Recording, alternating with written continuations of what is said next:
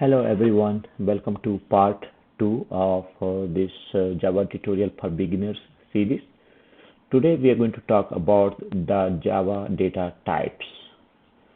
So in Java, you are dealing with different kind of data. The data could be, you're just doing some number crunching. The data could be just integers, or it could be numbers which have a decimal point, or you could have some data which is true, false, those kind of stuff actually. So we're just going to understand what are the different data types available in Java, and we're going to focus this tutorial, this particular video, only on the primitive data types actually. So as you can see, we have little different categories of data types. So we're just going to first talk about these numbers. So what are the numbers? So number is like 1, 2, 3, 4, 5, but we also have numbers which are like 1.23, basically the numbers which have a decimal point in it actually. So we have, you see there are like 6 different data types available to just represent those numbers. So let me just talk about this first 4. What are those actually? So, and then we'll go into the details of the next float and double as well actually.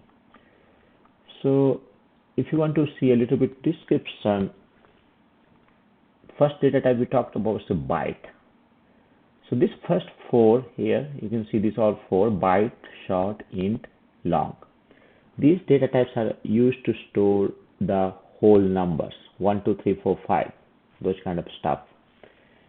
And the next 2 data types here, which are called float and double, they are used to store the numbers which have a decimal point in it. And we have decimal places up to 5 decimal places, 6 decimal places, 10 decimal places. So it depends what is your requirement actually. So let's see what's the memory. So these are 4 different types of data types for storing the integer numbers, and which one you should in what kind of situations. So as you can see, this byte, it just takes, it has size of 1 byte, and it can store numbers from -128 to 127. But if you have a number bigger than that, you need to go to the next one, which is like a short. So let's think of a scenario. Let's say you want to store the age of a person in your program somewhere, and we know that people live maybe 100 years, 110, 20, rarely maybe somebody 127. So this might be a good candidate for those kind of situations. But these days, I think the memory is so easily available, is cheap. People don't care, they just put int for this one, and it can show that big number. So in those kind of situations, the only decision you have to make is what kind of data type to use. So you want to really optimize your memory actually. That's why, otherwise you could use for everything. You can reach just long, and it can store really that big number actually. This is a big number up to this point. You start from this minus range, it goes to the positive range actually. So that's all. This just tell you these are 4 data types here, how big your number is going to be, and based on that you can just choose one of the data types actually. But there are situations where you need to store the fractional parts or decimal places, like you are storing numbers which are like 3.14. You might use float, and it has precision up to like 6 decimal places or 7 decimal places, it depends. But then you can also use double, which has precision up to like 15 decimal digits. So it depends what's your requirement of your program or your whatever you're trying to do. So based upon that, you can declare these variables in the float or double. Then we also have this called boolean. So boolean just takes 1 bit, so it's a true or false values. And there's another one called character. You can store a single character, and I will go through some examples on this one actually. So let's quickly turn over to our Eclipse actually, and this we can see. So this was the main program I created in last video, and inside that one is just an empty program right now. So this is your entry point into this for this class. This is the main method, and this is the entry point for this program actually. So you can watch my previous video, what is this, the entry point, what's the main class, all those kind of stuff. But we are just going to probably, give some examples and look through some of the data. So let's say, we said byte. So let's say you want to store somebody's age.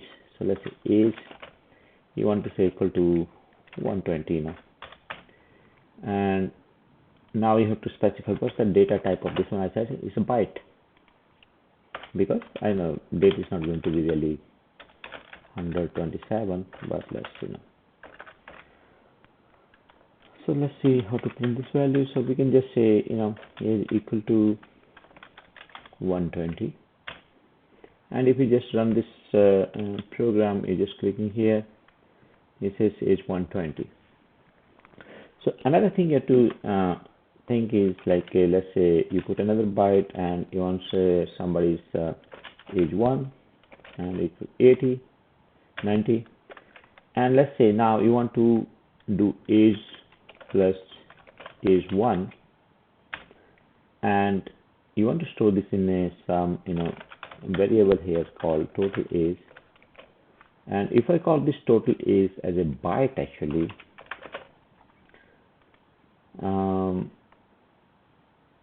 sorry, this has to age 1, and what's giving, if you see, you cannot convert from int to byte. The problem is this is a byte and this is a byte, and this byte could have like maximum 127, this could have 127. So what will happen is the result is like 256 of 254, and the byte, we know its range is only from minus 128 to 127. So we cannot store that one. So that's why it's saying you can put int actually here, or I think we should be able to put even short actually for this one, but I think it automatically converted to int actually, so we just should use int for this one actually. So this is one example of using byte. In case of floating point, let's say you want to declare some variable, it's like a pi, and you know that the value of pi is 3.14. And you can just try to print this value. So the problem with this one is, you see, when you are declaring a variable of type float, you always have to put it as here to designate it's a float. Otherwise, what it does is it thinks it's a double. Otherwise, see, add cast to float, or you're saying change type of pi to double. So by default, if you say something with the decimal place, you say 2.33 whatever, and if you don't put a f, then at the end, then it assumes it's a double. So we're just going to say 3.14, and we put a f there. So let's say, and we can just see, and we know pi is 3.14, so put a little space here so it looks better. Now save it. Okay, so we know this one. I was telling you that float has a precision of up to 6 or 7 decimal places. So let's see we put a number 1 2 1 2 1 2 1 2 1 2. So I put 2 4 6 8 10. I put 10 decimal digits after the decimal point. So let's see, save it. Okay, see, it only printed here 6 of them. So you have to be careful what you want to store in the float. So it means if you really want to store 10 digits like this, you need to use double, because double can support up to 15. So I say D here, this one, but now I don't need to put F here, because double is a, by default, if you put a number with the decimal point, it assumes it's a double. So I'm going to just put it here, and see, it printed the whole thing. So it printed up to 2, so we have 10.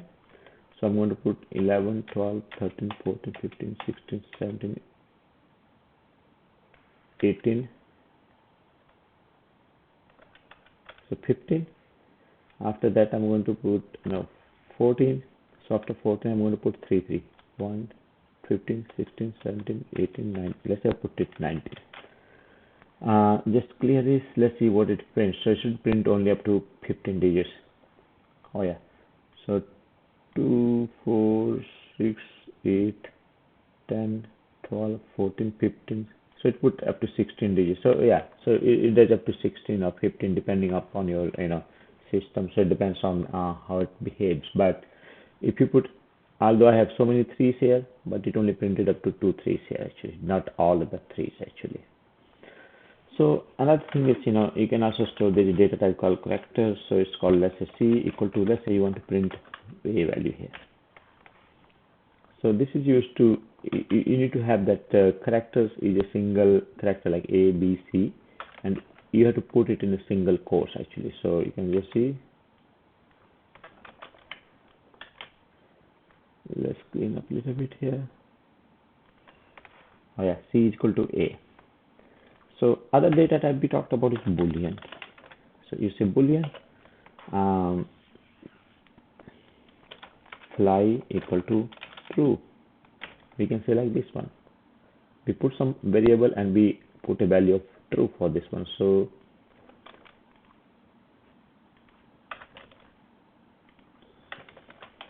fly, and let's see, fly to true. So this is a value of flies to true. So as you can see, these are different data types available. These all of them are primitive data types. So if you want to put a comment in Java, you can do this double slashes and you can write here. So whatever you want to write, this is just a documentation. These are primitive data types in Java. And if you want a multi-line comment, let's say you want to it goes like this. Basically start forward slash and then star, and it ends with this one, and all the lines have this star star. So you can just say this is multi-line comment. This is again comment. So I think I'm going to just end this video here. This is just about the data types, primitive data types. We will talk about the non-primitive data types in future videos, but you have to just decide what kind of data you want to store, and then based upon the requirement you decide what kind of data type you want for that one. Hope you enjoyed this video. Thank you very much. See you in the next video.